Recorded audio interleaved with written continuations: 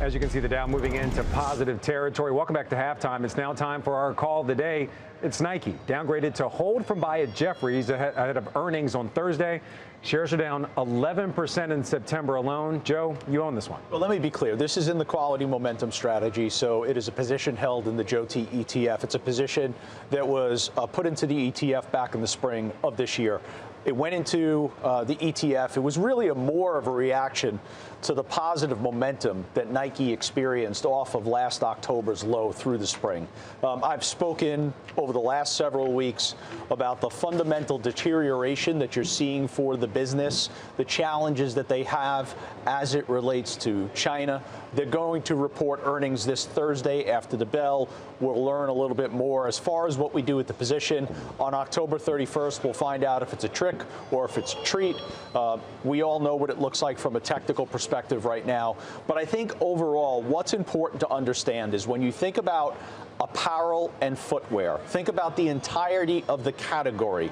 It is clearly right now up against some significant challenges. And the challenges come in the form of a consumer that clearly has to be more cost conscious. The evidence to that is the back to school season. Athletic footwear had a disappointing back-to-school season. Generally, when you have disappointment in the back-to-school season, that means you have a lot of promotions heading into the holiday season. The holiday season sets up the disappoint as well. So I think the entire category of apparel and footwear is really going to have some difficulties as we move towards the end of the year. And Nike's been nothing more than a proxy for that over the last couple of months. Yeah, I mean, we're talking about the stock being under pressure in September. Had a few price target cuts. Wells Fargo last week from 130 down to 120. HSBC from 120 down to 113. But I just want to put this in context. The mean price target on the street is 123. Stock's trading at about 90 bucks right now. That's still an upside of more than 30%. So with so much, I mean, your point. Yeah, but let's remember, Frank, this began in the spring with Foot Locker. So if you could pull up a chart of Foot Locker, you'll see it had two significant gaps, one in the spring and then one again in the middle of the summer. Why? Because Foot Locker was telegraphing the type of weakness that we're seeing currently and the weakness that's going to be coming in coming quarters. Is some of that weakness also coming from Foot Locker transforming its business? I mean, it's closing stores. That's fair. I think it's fair, but listen, the word you never want to hear if you are a retailer in apparel and footwear is promotions, and there's going to be heavy promotions to work off a lot of that inventory. So, Shannon, coming over to you, I mean, there's obviously a lot of talk about the consumer being very much stretched right now. We are going into the holiday season. Do you expect Nike's sales to continue to be under pressure, deep discounting, as Joe's trying to point out right now?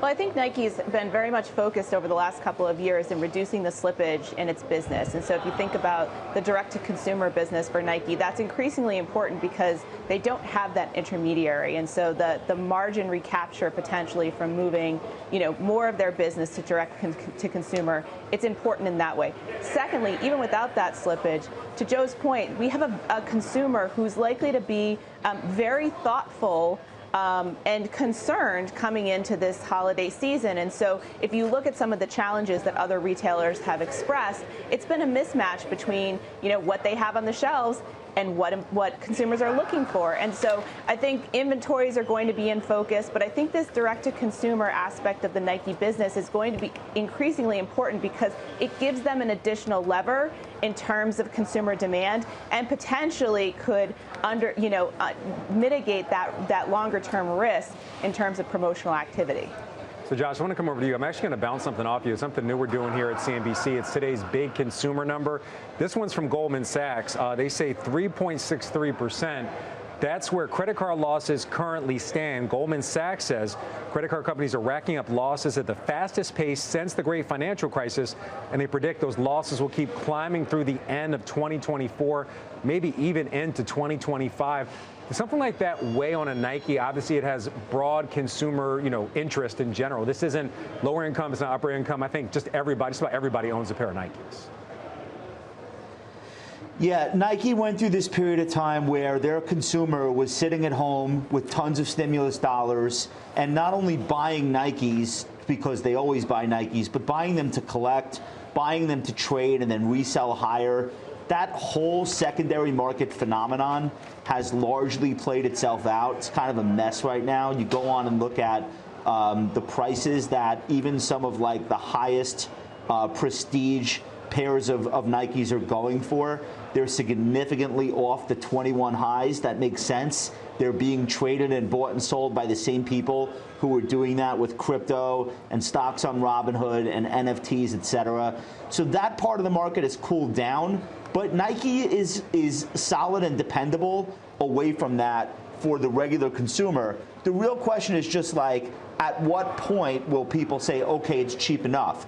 Nike is a cheap stock, right? I think technically it's going to break, by the way. I think it'll make a new low. I think you can probably buy it at 80 bucks. And I'm just going on technicals there. But it's already cheap. So this is where things get tricky. Nike is 20 times enterprise value to EBITDA, a 28 PE, and a 21 forward PE. If you contrast that with the 3, 5, and 10-year median, the median EV to free cash flow valuation over the last 3 years is 42x.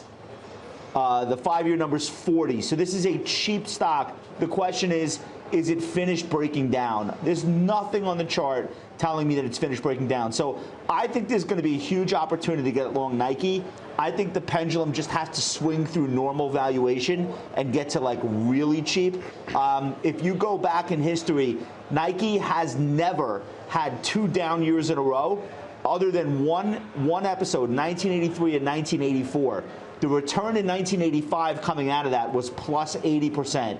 Nike was down 30% last year. If it goes out this year where it is, I think that's the opportunity, but you got some time and you have to wait. Unfortunately, I think you're going to get better prices later, so I would just hold off on doing anything here. All right, Josh Brown calling for Nike to go all the way down to 80, saying it hasn't had 2 bad years since pre-Michael Jordan. That was a while ago.